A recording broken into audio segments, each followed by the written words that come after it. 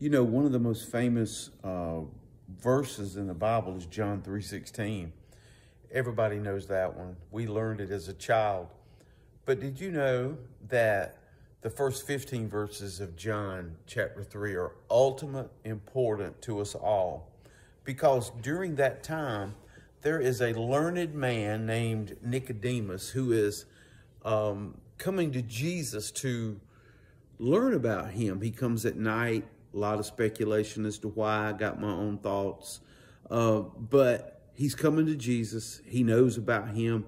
He is basically on a mission. And when Jesus is there, he lays some heavy things on him. There is a capsule of the gospel that is included in John chapter 3, verses 1 through 15 that you won't find anywhere else, coming straight from the mouth of Jesus. He told him things he didn't even say on the Sermon on the Mount, and it was very deep. But I want you to know one thing. Jesus wasn't talking to a tax collector. He wasn't talking to a hated person that would actually take money and food off the tables of fellow Jews. He wasn't talking to a harlot. He wasn't talking to a rebellious fisherman. He was not talking to the woman who was caught in the act of adultery or the woman at the well. He was talking to a religious person.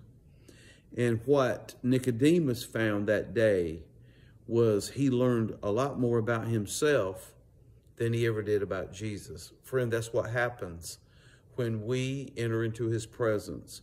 We go to inquire about him, to learn about him, but you'll find out a lot more about yourself the closer you get to him. Jesus told him, "Marvel not that I say unto you, you must be born again." Going to church, friend, doesn't save you.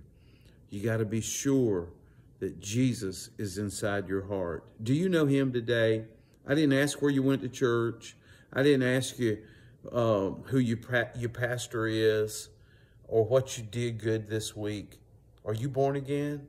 That's the most important question. You have to resoundingly and affirmatively say, yes, I know Jesus is my Savior.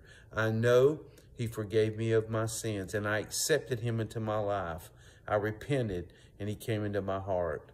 His propitiation on the cross covers all my sins, and I love him, and he's my Savior. God bless you.